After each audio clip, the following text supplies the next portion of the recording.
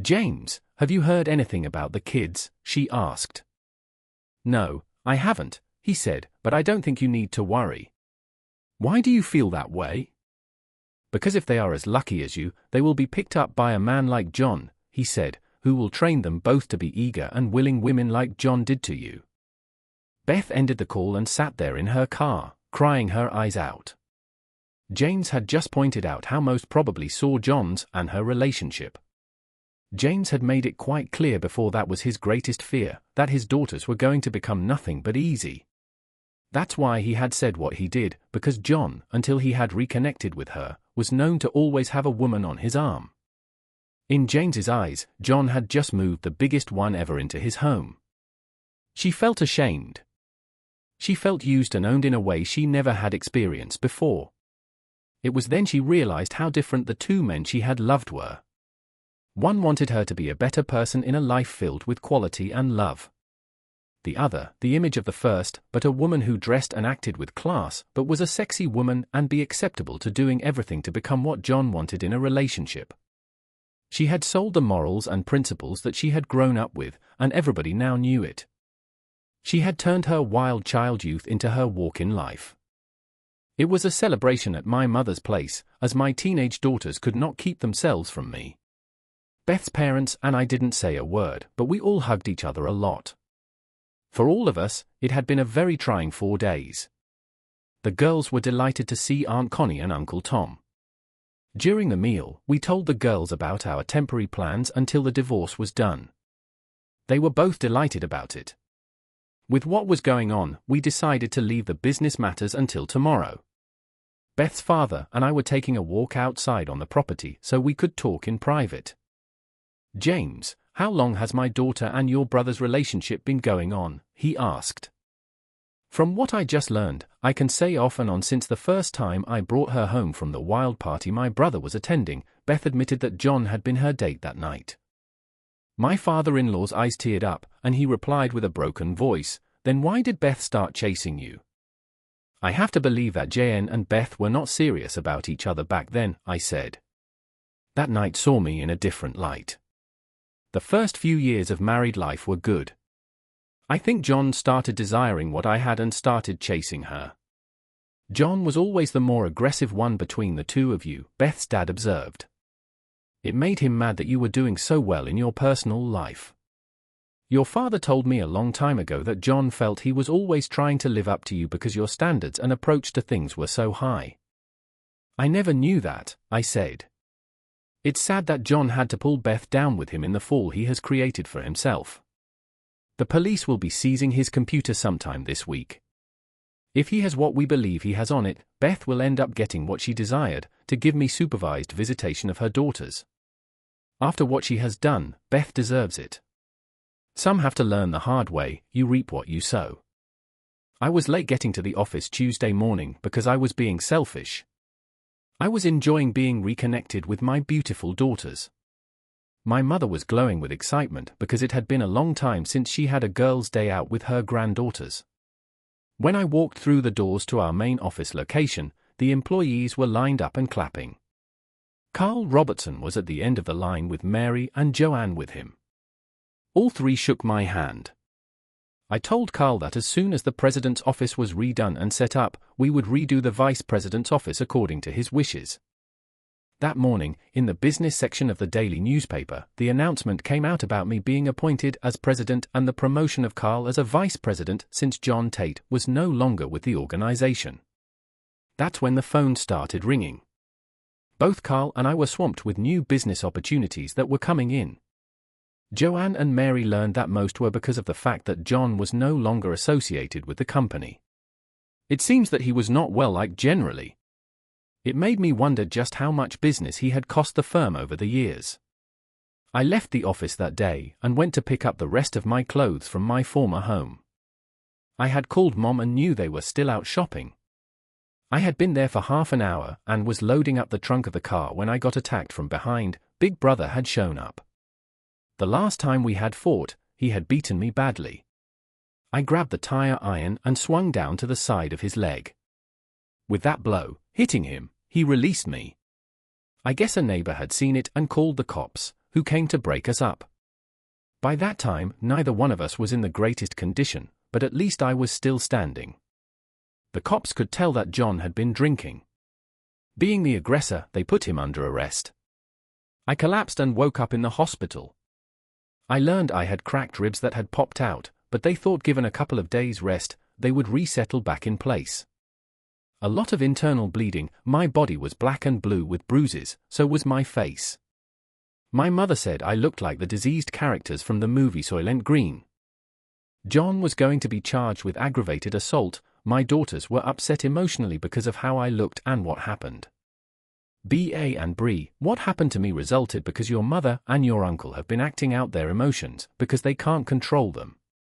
People being led like that lose the ability to see things logically, I said. It causes them in the long run to make their situation worse. I will recover, but with the long-term damage they are doing to themselves, they may not. The girls and my mother stayed with me until I drifted off to sleep. Connie, Mom, and Tom came into the hospital room I was placed in the next morning. In order to get the loan Tom wanted, we were required to agree to expand into the northern part of the state. It seems one of our competitors north of us was in financial trouble and unable to find the funds they required. As a result, they had just filed for Chapter 7 bankruptcy. The company was being liquidated because debts way exceeded the value of all assets.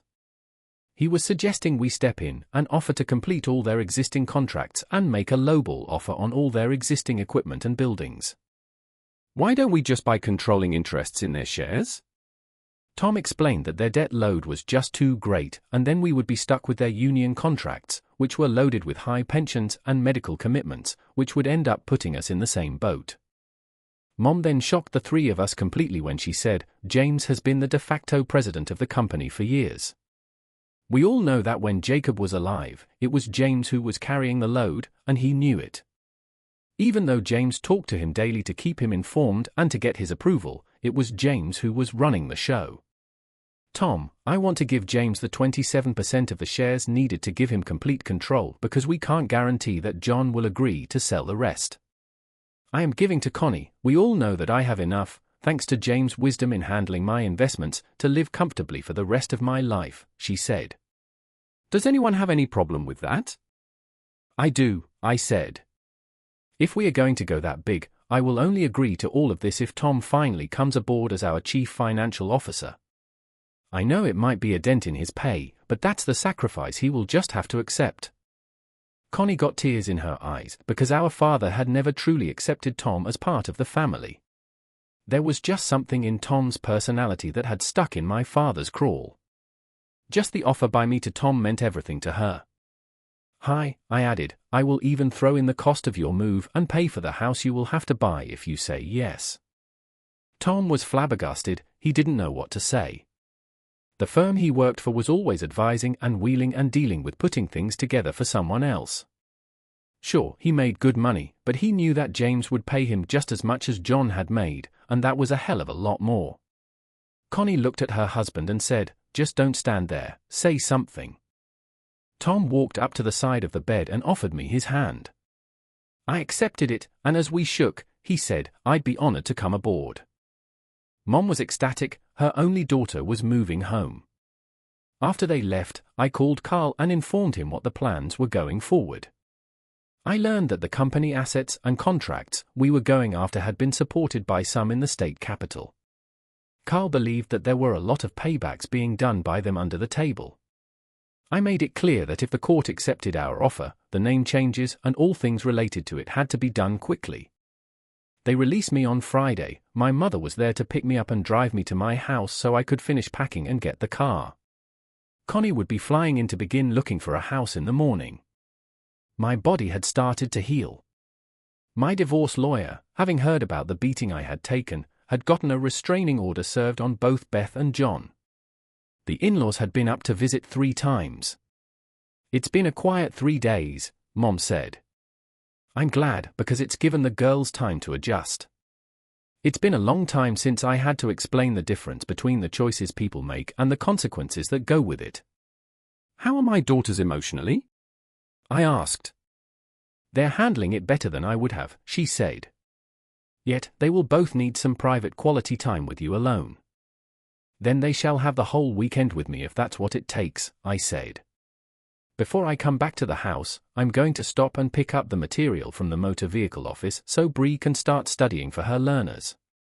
Tom has given his notice and has completed the valuation of the company, Mom stated. Connie is going to present the bill for his firm and the report.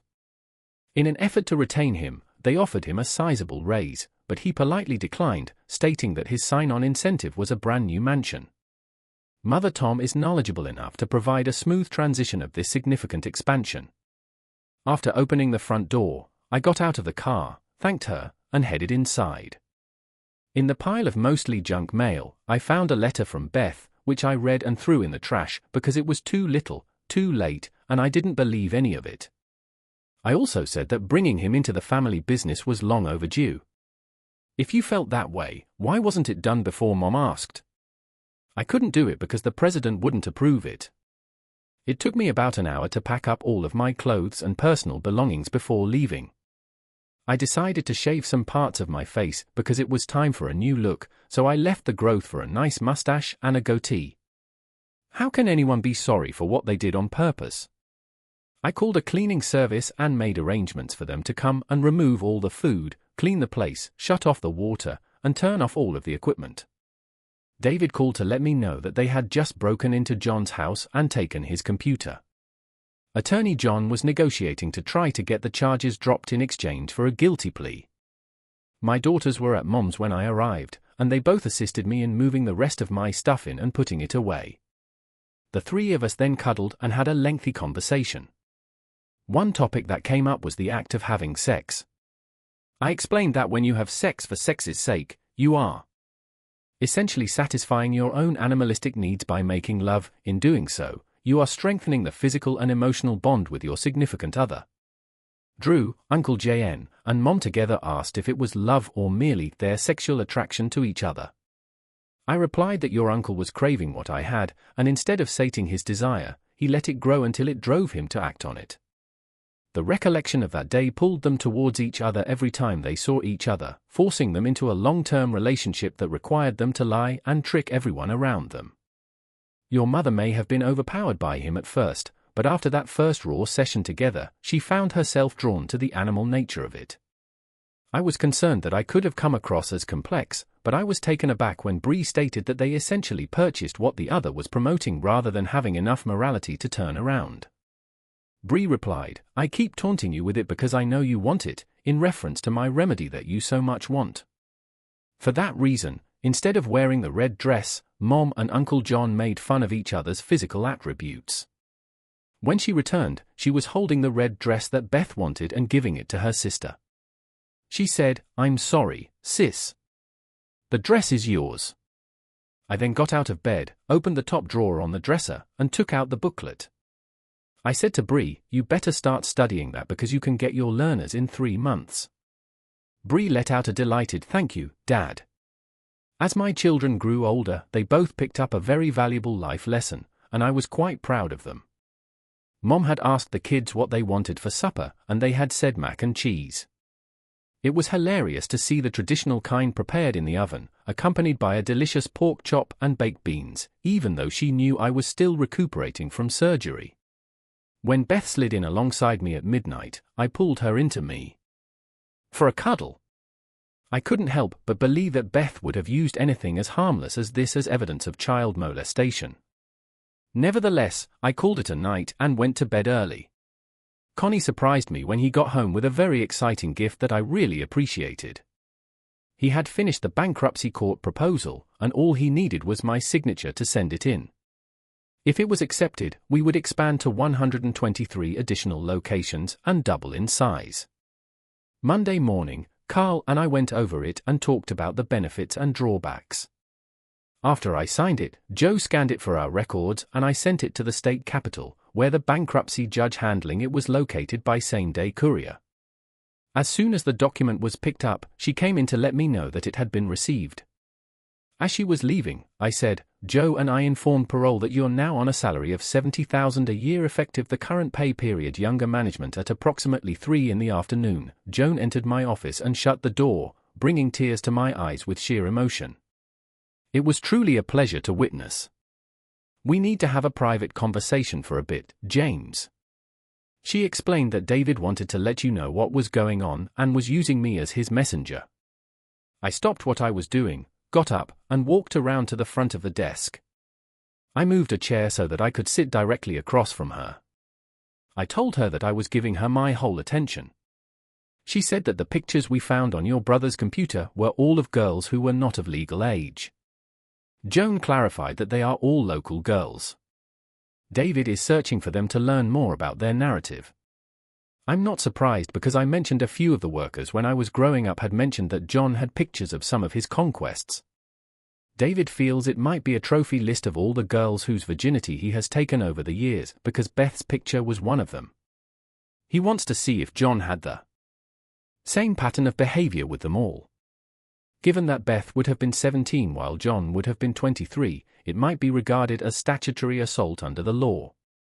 It does highlight a behavior pattern that, in David's opinion, could be exploited to your benefit during your divorce. With what we now know about John following his departure from the company, Joan revealed that you would have to go straight after his motivations by suggesting that the only reason he wanted Beth to move in was so he could have easy access to your daughters. I said, I will have no problem doing that, the problem is how to do it. David will have to write up an official internal report. I told David I owed him one when I called him to let him know what you had done. He was overwhelmed by your generosity and we both knew that was one hell of a raise. Mary has also been rewarded, but not as much as you as Carl's assistant. She is now junior management and Connie's husband is joining as our first chief financial officer. Joan explained that it will be up to the district attorney to decide what he is going to do with the information. After Mary and you have selected the most qualified assistant from our current staff member who you both feel would work best with you, the three of us will sit down with her and go over her new responsibilities. She said, like you trust us, any problems regarding Mary the new girl is part of your new responsibility. It will be you they deal with. If you can't solve it, remember you can always ask me for my advice. If she accepts to join the management team, we will use the empty offices where we have Jay's former furniture stored. We will use it for them. You're really changing things for the better. She stated, why we very shortly might be doubling our size and going statewide. There are going to be days when the upper management is tied up or out of the office. Joan left the office wearing the most confident expression I've ever seen. When I left for the day, Mary and Joan were in a deep discussion. As Carl and I walked out together, Carl told me the new structure going forward was brilliant. Mary and I are starting to put plans together in case our offer is accepted, Carl said. Human Resources is going to compile a list of who should be considered for relocation and promotion for the new openings being created. Good thing, I added, a 30-day notice before acceptance to give us a chance to prepare. Connie's husband, Tom, is coming aboard as our CFO. Without his arranging the financing, there is no way we could have considered doing this. John will be getting contacted about the buying out of his shares later this week. Anything happening on the divorce end? Carl asked. We have a court hearing this week about getting an order for the blood tests, I said. We were the last one called before the judge that Friday. I was surprised to learn Judge Donald MacDonald was not a huge man by his reputation. I had assumed that he was tall and broad, but in reality, he was about 5 feet 1 inch and about 180 pounds. He had a very little neck with broad shoulders. He appeared to be in his late 50s. My lawyer laid out the basic relationship of the three of us, explaining how Beth and I had reconnected. She went through how I had discovered who she had fallen in love with, in denial of it by my brother. When I had confronted him, she then produced an affidavit from my mother disclosing that Beth had told her that it had been going on for 2 years. She then played the cam recording from David. Judge MacDonald took a real interest in it. Finally, I got called up to explain what I learned the day Beth had accused me of kidnapping my own children. I could see the judge's face getting very concerned when I told him what Beth's response was when I confronted her about the day we reconnected.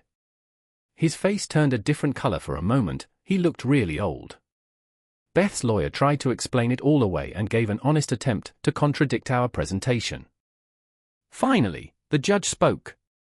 It's apparent that there is enough circumstantial evidence that implies that there has been an off and on again sexual relationship between Beth and John Tate longer than there was a marriage between Beth and James Tate. That implies that one brother might have been trying to pass on his parentage upon the other. That makes it clear that there is a 50-50th chance that either one could be the father. The only way we are going to know the true parentage of the children, because it is human nature that our memories change over time, is to have a DNA comparison of both possible fathers with the children concerned, the judge continued. The things that weigh the most in making this ruling is the video of John Tate's disclosures to the cop and his response. When all issues are resolved, the divorce will be granted to James Tate on the grounds of adultery. Beth was devastated. John looked at me in pure rage. The judge, although not saying it, was implying that they had been manipulating me all my life. I had a big grin filled with a lot of satisfaction on my face. We all noticed that Beth's parents and her older brothers were standing there, getting ready to leave the courtroom, as we were about to leave. I saw the anguish and sadness in their eyes. They had attended the entire hearing. Her parents, I suppose, hoped that our perspectives were all misguided. They turned their backs on Beth as she began to approach them and went out the door. The message they had just delivered to Beth was clear to all of us. She would be avoided from this day on due to their religious beliefs. She was the walking dead in the world of today. I went over to Beth with my lawyer by my side, and I said, "Beth, you must be very proud. Not many can say they have destroyed 2 families in less than a month. I'm sure you will be pleased to know that both Bayou and Bree are doing well." As I was leaving, Beth started to cry. When we got outside, Beth's family was waiting for me. "Mom, Dad, do you want the girls for the weekend?" I asked. It would give them a chance to spend time with their favorite uncle. Beth's brother Ted held out his hand and said, "It's good to see you, old friend. If my daughters don't tire you out tomorrow, how about we go out for a late supper and a few beers afterward?" I said, shaking his hand. "James, I'm coming home for good. I'm getting too old to hang with the kids. I'm spending a few weeks at home with the family to look for a place to live and find employment because 20 years is enough." My cell phone rang at that very moment, and I answered it, asking Joanne what was going on. I said, "Thanks, and let Carl know that I have just found the head for our resource department, hoping to persuade him to accompany us." "We just got word the 30-day countdown is on," Joan exclaimed with excitement. "How was the divorce court proceedings? May I clarify when I return to the office?" Joan inquired. "Thank you, Ted. I'll see you soon. Selling $60,000 a year until you show me you can lead parish new resource department in a 6-month review," I said. "What is involved?" Ted inquired. "We are working on commercial sites and retail stores, so we need to manage purchasing, distribution, and inventory control to 3 hubs. "Damn it, you're serious," he retorted. "Of course, I will take it, James. The majority of residential jobs are handled through our retail outlets and are contracted bid. Supplies will be delivered on site from one of the hubs," I said. "Take him to see your house," said Beth's father. "I will pay his down payment if he is interested," so that's what we did. Since he had been serving overseas, the majority of his belongings with his family had been sold off before he returned, so they would be starting over with essentially nothing. After he and his wife had viewed the house and learned everything that came with it, they made the decision to make a full-price offer, which I accepted. Beth's approval was all that was required. The 4 members of the upper management team celebrated a little before calling it a night, and Ted could not get over how simple it was going to be for them to start over. Before returning to the office, I stopped at a wine shop and picked up 2 bottles of wine and a block of cheese with a cracker plate. After court this afternoon, I told my mother what I had done, and she said, "Ted is getting a good deal." My girls had to call to ask if it was okay if they spent the weekend with their grandparents. I pretended to be surprised, but I said, "Go ahead and have fun. It is not worth what they are paying for the things you are selling in that house. They know you were putting them in a better position than they could have imagined, I assure you. Ted's family," I said, "will pay me back big time by watching every penny like a hawk, no matter what Beth did." Mom said, "You choose the right path once more. Your father would be proud, as I am. I said, thank you, Mom, it means a lot, especially because I still hurt because I love her. Oh, that reminds me, Mom replied, John sold the shares back to me this morning for $5 million through my personal lawyer. Thus, I suppose I'll continue to serve on the board. What drove him to act in that way? He told my lawyer he'd never been happy in the industry, I inquired. He stayed because it was owned by the family, Mom explained.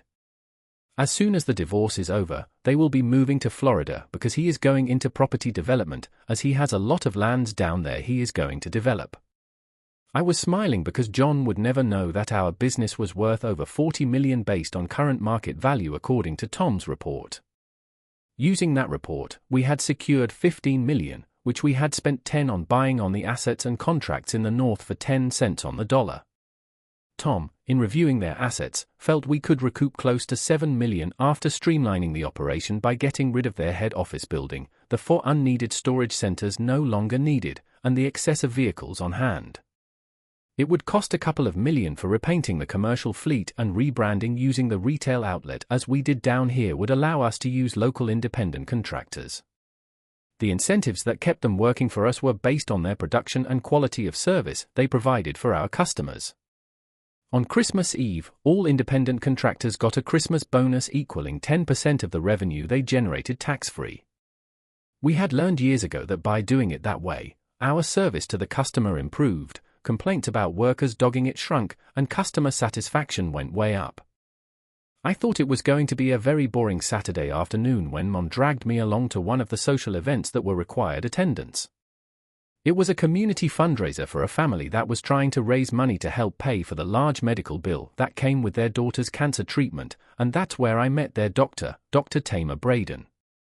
It took our accountant an hour to write out the check, take it to the hospital billings, and have it directly applied to their bill after I called and asked for his permission to donate the $50,000 required to pay off the debt, given that the girl's current treatments were over and she was cured.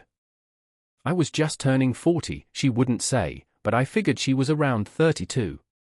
Tamara and I were going through divorces, so we had something in common. We discovered that both of us had been cheated on. She hadn't had any children yet, but didn't seem surprised when I said mine were teenagers. He brought me the receipt, which indicated that the bill had been paid in full. I took it and made my way to the middle of the room, where I addressed the Johnston family and said, I would like to present them with this receipt that says paid in full. Parish Electrical has fully paid the bill on your behalf after learning of your situation. We at the organization hope it never returns.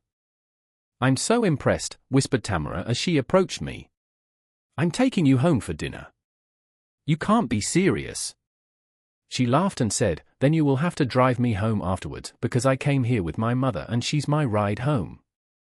I pointed to my mother, who was beaming with pride, and said, that's her right over there. She always helps those she can. Tamara responded, oh, you mean Ruth, she's one of our greatest contributors. But our company was named after her, and you were unaware that her maiden name was Parish, I said. What was wrong with the woman who was divorcing you, smiled Tamara. Tamara, we made it, sorry we were so late, Ted's wife said as she approached us. I got great news. She got involved with a man who really has no morals, I said, sad that they're both going down because of it. I can begin earlier if that's what you'd like.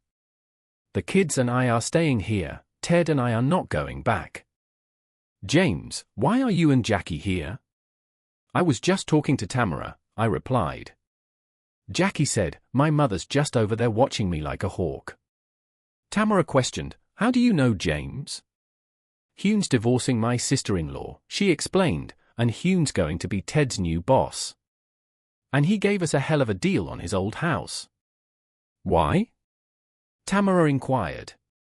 No matter what Ted's sister did, I replied, Ted is always and will be family. If you need any furniture, Tamara responded, I have some you can have. The only thing that didn't come with the house was furniture for the kids' bedrooms, Jackie replied. Ted's parents bought that this morning for us after the sale was confirmed. Ted and I let the women speak after Beth signed the contract, and then we left. I spoke with Beth for a while. She is in excruciating pain. I told her that she did it to herself, but everyone else is hurting too, even your daughters, because nobody can understand why you did it, not even you, he said. She's suffering from depression. Take it easy with Tamara. Ted doesn't realize things will get worse for her before they get better, I said, referring to John's previous behavior that would soon come under public scrutiny. Ted remarked, she's a beautiful woman who has always been a keeper and who is hurting as much as you. Let's go, said Tamara as she came over and grabbed my hand. Tamara gave me the keys and asked me to drive her to Food City, a small independent grocery store that was known for having the best selection of meat in the area. She offered to let me wait, but I said no, so we went in together. I promised you dinner, and we're going to have to go shopping to pick up a few things, Mom said as she watched us leave. How about the menu, Tamara said, if that's okay. Sounds good. We best pick up a couple of bottles of red wine to go with it. Steak cooked on a grill, a tossed salad, and if you have room, dessert, I asked. I returned home after midnight. Having spent a lovely evening with Tamara, we had decided to meet again the following Saturday, and for some reason, I slept better that night than I had since Beth left our marriage. Mom dragged me to church on Sunday. Connie had finally found and put in an offer on the house she wanted. I told her to submit a copy of the purchase agreement to accounting if it was agreed to so they could issue the check. The girls met their mother at the mall for lunch. They told me afterward that it did not go well. First, they had revealed that I had met someone, and they hoped the lady would help me start healing. My mother had called them and informed them about my first date. They then had told her what they had found on John's computer. That was the first time that Beth had heard about it. Beth was devastated because she knew that her getting sole custody of our daughters had been lost. The girls believed their mother was going through a depression. While that was happening, the district attorney had just finished laying multiple charges of statutory assault against my brother. He apparently had told all the parents of John's previous victims that John had just moved a woman into his house who had 2 minor daughters that suited his taste. Most of them had agreed to lay charges to protect those innocent girls from him. They arrested him the next day at his home in front of Beth. The moment they took him into custody, Beth realized that she would never be allowed custody of her children. What her divorce lawyer had written up in the original divorce petition was coming true not for James, but for her because she had allowed herself to be taken down by someone who was the complete opposite of James. It had been just over 2 months since Tamara and I had met. John was out on bail. Beth and my divorce lawyers had worked out all monetary details. She would get $4 million, and that was it. She would not get any of my shares. The DNA test had confirmed that Bayu and Bree were my biological daughters. Even Beth seemed relieved. We had agreed that I would get sole custody, but Beth would be allowed liberal visitation and access as long as it was not in John's presence. Beth had fought us on it during meditation, but I pointed out that I would raise the thought that the only reason John wanted her to move in was so that he could have liberal access to my daughters. Hearing that had broken Beth because she had to face the fact that what I threatened to claim may be fact. The amount of money I was giving her, if invested properly, would allow Beth some quality of life if John did indeed have to do time. I provided her with the name of 2 investment advisors that she should work with when the divorce was finalized. To my mother's great satisfaction, Connie and Tom had returned with their 5 children. She was getting to know Connie's kids well, which was a true blessing. Mom had said that her life had been filled with more love than she had lost, and I could see the truth in that statement. To Tom's delight, my mother, my sister, and I determined that Connie would continue to serve as CEO. John's reputation had been completely destroyed, even people he had considered lifelong friends had turned against him. His legal bills were growing. My daughters felt that their mother would dump him as soon as our divorce became final because the price of a genuine relationship with him had proven to be too high. They were also worried about their mother's depression. The takeover was proceeding fairly well. The contracts that had lagged due to the bankruptcy had now caught up and were ahead of schedule. Most would come in well under the agreed price. We had decided to reimburse them all 10% upon receipt of the final payment. We had reduced the projected cost of labor and their related costs by 50% since taking them over. I had flown out to witness some of the changes being made and some of the new buildings and land we became owners of, with the excess being sold at their appraised value. Human resources, in collaboration with the former employees, had worked out a plan so that more than half of them would become contractors working out of our new retail locations. Ted, in his first major purchase because of the increase in volume we needed and his skillful negotiations, had cut the cost per item by 20%. He had started reorganizing our whole approach, which would cut our handling costs greatly when fully completed. He was proving that I had made the right choice. Jackie and he were tickled pink with their new home. They were slowly making decoration changes to make it their own. The upper management team was thrilled because by the time it was completed, the allowances we had for ROFs and losses had been cut by the 2nd of March. We had learned that those at the capital had wanted the bankruptcy handled as quickly and quietly as possible, giving credibility to our thoughts that there had been major paybacks for some of those contracts. We all figured those in power had wanted to make sure certain things remained hidden. Tom had hired his old firm to do a new appraised value because of our huge growth. Mom and I were preparing for a huge barbecue at Mom's place this Saturday. I was a bundle of nerves because most would be meeting Tamara for the first time. The whole management team and their whole family were coming. All of Beth's and my family would be there too. I slipped away to pick up Tamara because I wanted her to meet my daughters before the rest of the crowd arrived. Tamara was 5 feet 8 inches, less than 120 pounds, but she was dynamite. She looked stunning with her red hair let down, resting on her shoulder, wearing white with hand-stitched embroidery of monarch butterflies going down the side. Despite the casual affair, Tamara had chosen to wear a dress that complemented her body in a complimentary way. After exchanging a few passionate kisses, we left. Holding hands, we walked into my mother's backyard. Bree and Bayou arrived immediately.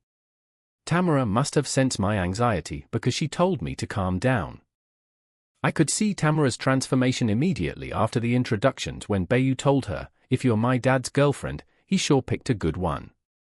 Tamara admitted that she was nervous, so I leaned over and whispered, "You were as nervous as I was." The celebration was a huge success. Tamara quickly blended in with the group as if she had always been a member thanks to my 2 moms, my sister, and my daughters. In the end, Tamara discovered more about me than I was comfortable with her knowing. Ted said, "It looks like the 2 of you are starting to fall in love. Mom and Dad are going to babysit for us. How about we go to BIA on BIA and go dancing?" I thought this was a good idea as we were getting a cold beer. In our brief conversation, David revealed to me that DA believed JN was going down for at least 7 due to the significant number of parents opposing him. David said, "I told her why women always think it's the man's fault. Joan thinks that tomorrow is the best thing that's come into your life for a long time but is worried that you will screw it up. I don't like how much skin my daughter's bathing suits were showing," I muttered to Tamara as we sat in the lounge chairs, watching those who had decided to go for a swim. "It must be showing," Tamara remarked. "You really are just old-fashioned in your values." "Was your dad like that?" I gave it some thought before responding, "Yeah, I suppose he really was." His desire for us to reach our full potential was evident in his constant emphasis on the fact that our actions spoke louder than words and revealed more about us. Unfortunately, that's what motivated Beth to act in that way. Tamara said, "We looked at each other without saying a word before sharing a long sensual kiss. If my first husband had been like you, we would still be married." We both realized, I believe, that our relationship had taken a serious turn. With her head poking out of the water, Bree teased, "Cool it, Dad." "She's not our new mother yet," my daughter said, so I undressed, checked to make sure my keys and wallet were hidden in them, and ran into the pool to get her. Tamara watched while I played with my daughters for about an hour, and then I left to change. When I came back, the 3 of us were chatting happily, and then both of the girls took several pictures with their cell phones, which they sent to their mother, unaware that it was serious. The food that the staff had made was amazing. The next day, I thought it was interesting to go into the kitchen and thank them for their hard work. Everyone had noticed that we were never apart. We met Ted and Jackie at the Irish restaurant and bar. The owner's wife's client was there the next day, and we danced until it was all over. I had a great time. I walked Tamara to her front door and was invited inside. Tamara and I stopped at the house so I could change before Mom and the girls returned from church. On Sunday night, we were all expected at Mom's for family dinner. Everyone was wondering where I was, so I went to the house to get changed. We're waiting. Tomorrow, after about 2 minutes, I entered the building. It's about time, Bayu stated. Dinner is almost ready. You need to explain yourself to your parents, Dad, as you didn't come home last night. I couldn't help but smile, drawing the attention of my mother and sister, and I asked the staff to bring in 2 bottles of champagne and glasses for each of us. Tamara was holding her hands behind her back when my mother realized what was going on and smiled broadly. After we were all served, I announced, Tamara and I got engaged this afternoon. That's when things got crazy at Mom's house. Tamara showed off her enormous diamond ring to everyone. Bree had recorded my announcement and emailed a copy to her mother that evening. Mother took an overabundance of sleeping pills and went to bed, unable to handle me moving on with my life in her depressive state. She never woke up. Later, we found out that JN and Beth were blaming each other for everything that was wrong in their lives, not realizing that what they had was lust and had confused themselves as a result. All of us took Beth's suicide very personally. John and I said our final goodbyes to each other while we stood by Beth's grave. He said, I'm sorry for everything. I told him I didn't believe him because he couldn't find peace in his apology and he turned to leave. Later that evening, John took out his favorite item, the first gun our father had ever bought him. He drank 3/4 of a bottle of Jack before putting the barrel under his chin and pulling the trigger. On the table next to it, he had written 2 words, I'm sorry. I was sitting in my office reviewing a few things a week before Labor Day weekend when Carl, Tom, Mary, Joanne, and Lucy arrived with a large cake, glasses, and champagne. I looked up and asked, what's the celebration for? Tom said, we completely paid off the loan for the significant expansion. Everyone laughed because they knew that tomorrow would mark 20 months from now. Dear listeners, please share your opinions in the comments section below and don't forget to like, share, and subscribe. Thank God, I said. I never want another 6 months like the last 6 ever again. It wasn't all bad, Tom said. I'm looking forward to becoming your best man in 8 days, but I never want to hear you say that we had to get married. Everyone chuckled since they were all aware that tomorrow marked the 20-month mark. Please feel free to express your opinions in the space provided for comments below, and don't forget to like, share, and subscribe.